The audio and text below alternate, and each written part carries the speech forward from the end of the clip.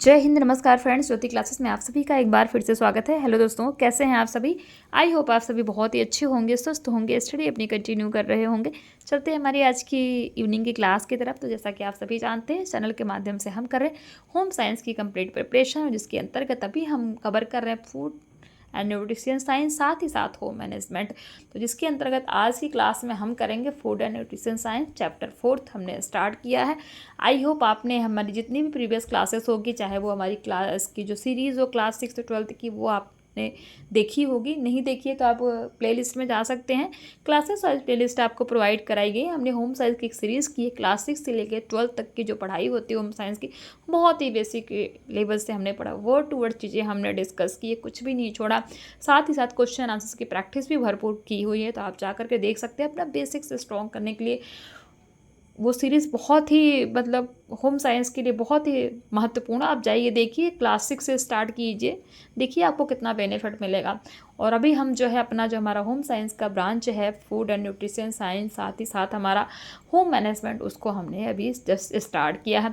और home management में भी हमारा चैप्टर 3 कंप्लीट हो गया है। और साथ ही जो फूड एंड न्यूट्रिशन साइंस की हम क्लास कर रहे हैं, इसमें भी हमारा चैप्टर 3 कंप्लीट हो गया। हमने जस्ट स्टार्ट किया है चैप्टर 4। और चैप्टर 4 हमने आज सुबह की मॉर्निंग की क्लास में स्टार्ट किया था। देख लीजिए प्रीवियस क्लास में हमने क्या पढ़ा था। प्रीवियस क्लास में आज हमने स्टार्ट किया था संतुलित आहार एवं आरडीए, अर्थात बैलेंस डाइट एंड आरडीए 2020। तो इसके बारे में हमने चर्चा की थी, जिसके अंतर्गत हमने संतुलित आहार के बारे में बहुत ही डिटेल में पढ़ा था। साथ ही साथ संतुलित आहार को प्रभावित करने वाले कुछ कारक हमने देखे थे, अर्थात factor affecting of balance diet. जिसके अंतर्गत हमने लिंग के बारे में देखा था कि लिंग किस तरीके से संतुलित आहार को प्रभावित करता है। फिर हमने उम्र के बारे में देखा था, और शारीरिक क्रियाशीलता। शारीरिक क्रियाशीलता के भी हमने 3 प्रकार देखे थे, जिसमें हमने देखा था अधिक क्रियाशील व्यक्ति, मध्यम क्रियाशील व्यक्ति और साधारण क्रियाशील व्यक्तियों। इन सभी को हमने डिटेल में पढ़ा था। तो इतनी चर्चा हमारी आज सुबह की क्लास में हुई थी फ्रेंड्स। आई होप आपको आज सुबह की क्लास का रिवीजन हो गया होगा। स्टार्ट करते हैं आज की क्लास। तो आज की क्लास में हम देखेंगे स्वास्थ्य कैसे संतुलित आहार को प्रभावित करता है, इस पर हम चर्चा करेंगे। बट इसको स्टार्ट करने से पहले आप सभी से रिक्वेस्ट है, चैनल पर फर्स्ट टाइम विजिट किए हैं, चैनल को लाइक शेयर सब्सक्राइब कर दें, अपना फीडबैक हमें दें, और इस क्लास को हमारे जितने भी लर्नर्स हैं फटाफट उनके पास भी शेयर करें, ताकि वो भी हमारे साथ जुड़ के अपनी स्टडी कंटिन्यू कर सके। क्योंकि आप सभी जानते हो होम साइंस की कंप्लीट प्रिपरेशन आपको इस चैनल के माध्यम से कराई जाती है। और साथ ही साथ जीके जीएस की भी क्लास आपको प्रोवाइड कराई जाती है। मैक्सिमम 2.5 मिनट्स की क्लास होती है। इसमें जो है बहुत ज़्यादा टाइम हम नहीं लेते हैं, थोड़े थोड़े क्वेश्चन, कभी टॉप 15 किया, कभी 28 क्वेश्चन किए। तो ये जो हम जीके जीएस की भी क्लास करते हैं, आप जा करके देख सकते हैं, बहुत अच्छी क्लास होती है। तो इसी तरह हमारे साथ डिटेल में पढ़ने के लिए चैनल को प्लीज़ सब्सक्राइब कर लीजिए। स्टार्ट करते हैं आज की क्लास, देखते हैं स्वास्थ्य। तो स्वास्थ्य कैसे प्रभावित करता है संतुलित आहार को, स्टार्ट करते हैं। तो शरीर में पौष्टिक तत्वों की मांग स्वास्थ्य पर भी निर्भर करता है। बीमारी अस्वस्थता की स्थिति में शरीर की क्रियाशीलता क्या होती है, कम हो जाती है। जी हाँ, जब हम बीमार पड़ते हैं तो हम क्या होते हैं, हमारी एक्टिविटी कम हो जाती है। परंतु कुछ बीमारियों में किन्हीं किन्हीं पोषक तत्वों की मांग बढ़ जाती है। तो किन्हीं की क्या हो जाए, कोई ऐसे पोषक तत्व हैं जिनकी मांग बढ़ जाती है, कुछ ऐसे पोषक तत्व हैं जिनकी मांग कम हो जाती है। पहले लोगों का ऐसा विश्वास था कि बीमारी की अवस्था में व्यक्ति को कम ऊर्जा की आवश्यकता होती है, परंतु कई बीमारियों की अवस्था में आधारीय चयापचय दर यानी कि वेसल मेटाबॉलिक रेट बढ़ जाती है। जैसे बुखार की दशा में तथा शरीर के कोषों एवं तंतुओं में भी अधिक टूट-फूट होता है, अतः शरीर निर्माणात्मक एवं सुरक्षात्मक तत्वों की अधिक आवश्यकता भी होती है। हाँ, भोजन के स्वरूप में अवश्य अंतर आ जाता है। जैसे ठोस आहार के स्थान पर अर्ध ठोस यानी कि सेमी सॉलिड या तरल आहार अर्थात लिक्विड डाइट दिया जाता है। यानी कि जब व्यक्ति बीमार हो जाता है तो उसको अर्ध ठोस आहार और तरल आहार देने की सलाह दी जाती है। रोग की स्थिति के अनुसार पौष्टिक तत्व की मांग निर्भर करता है। इसका विस्तृत वर्णन आप देख सकते हैं उपचारात्मक पोषण यानी कि थेरेप्यूटिक न्यूट्रिशन में किया गया है। नंबर 5 है जलवायु एवं मौसम यानी कि क्लाइमेट एंड सीजन भी क्या होता है, इससे भी हमारा संतुलित आहार प्रभावित होता है। कैसे, ठंडे प्रदेशों में रहने वाले लोगों को गर्म प्रदेशों में रहने वाले लोगों की अपेक्षा अधिक ऊर्जा की आवश्यकता होती है, क्यों? क्योंकि सर्दी के मौसम में शरीर को सर्दी से बचाने हेतु तथा शरीर के ताप को सुरक्षित रखने हेतु बढ़ाने हेतु अधिक ऊर्जा चाहिए होती है, अतः उनके भोजन में वसा एवं कार्बोज युक्त भोजन की अधिकता होती है। ग्रीष्म प्रदेशों के लोगों को कम ऊर्जा की जरूरत होती है। यदि वे ठंडे प्रदेश के लोगों की तरह ही ऊर्जा उत्पादक भोजन यानी कि एनर्जी एडिंग फूड का सेवन करने लगेंगे तो शीघ्र ही मोटापा के शिकार हो जाएंगे। नंबर 6 है विशिष्ट शारीरिक अवस्था। आई होप ये आपको समझ में आया होगा कि जलवायु एवं मौसम भी कैसे संतुलित आहार को प्रभावित करता है। नंबर 6 है विशिष्ट शारीरिक अवस्था यानी कि स्पेसिफिक फिजिकल कंडीशन। कुछ विशेष शारीरिक अवस्था की दशा में जैसे गर्भावस्था, धात्री अवस्था यानी कि लैक्टेशन पीरियड, दुर्घटना के बाद शल्य क्रिया यानी कि ऑपरेशन के बाद शरीर में पौष्टिक तत्वों की मांग क्या है, साधारण अवस्था से बढ़ जाती है। नंबर 1 गर्भावस्था देखते हैं यानी कि प्रेगनेंसी पीरियड। गर्भकाल में माता द्वारा ग्रहण किया गया भोजन से ही गर्भ शिशु का विकास होता है। गर्भकाल में एक साथ ही 2 जीवों का पोषण होता है, इसलिए पोषक तत्वों की मांग क्या होती है, बढ़ जाती है। यदि गर्भावस्था में माता अपर्याप्त भोजन ग्रहण करती है तो शिशु का पूर्ण विकास नहीं हो पाता, वह रक्त अल्पता जैसे पोषण न्यूनता जनित बीमारियों से ग्रस्त हो जाती है। शिशु का भार कम हो जाता है। कम वजन के कारण शिशु का जन्म होता है यानी कि जो बच्चा है उसका क्या हुआ, उसका वजन कम होता है, तो कम वजन का शिशु क्या होता है, जन्म लेता है।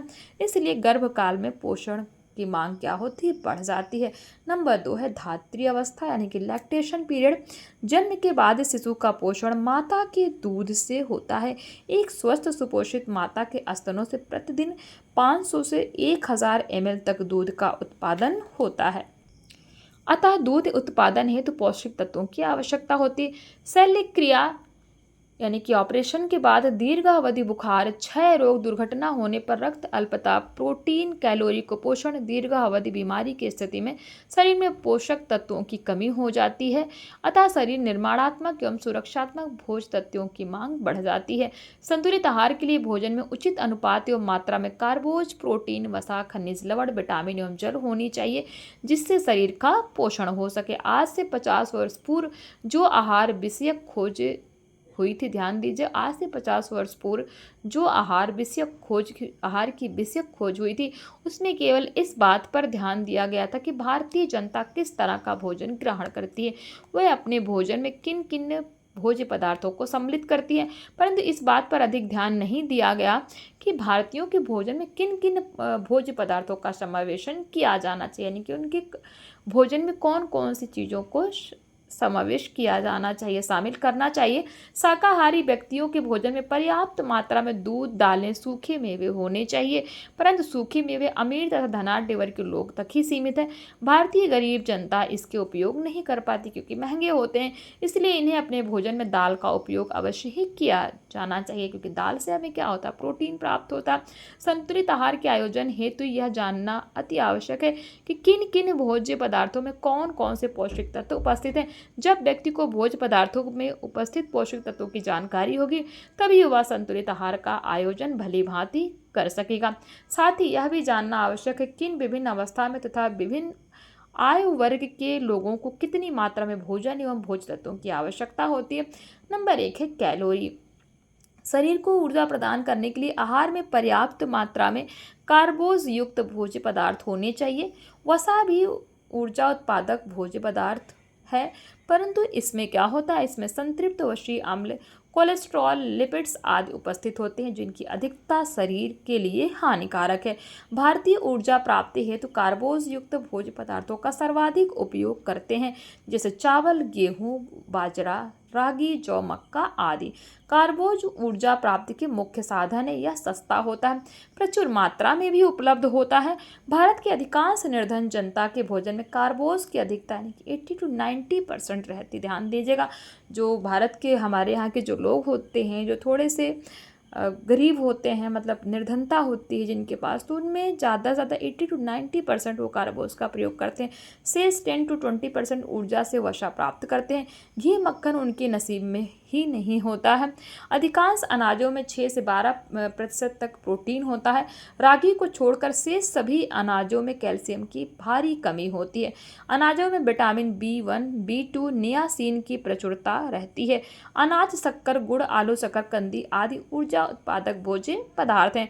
भारतीय चिकित्सा अनुसंधान परिषद के भोज्य विशेषज्ञों ने EAR 2020, ध्यान दीजिएगा, EAR 2020 साधारण क्रियाशील, मध्यम क्रियाशील तथा अधिक क्रियाशील पुरुषों के लिए प्रतिदिन क्रमशः 2110 के कैलोरी से लेकर 2071 टन कैलोरी तथा 3470 कैलोरी ऊर्जा की प्रस्तावना की है। किसने?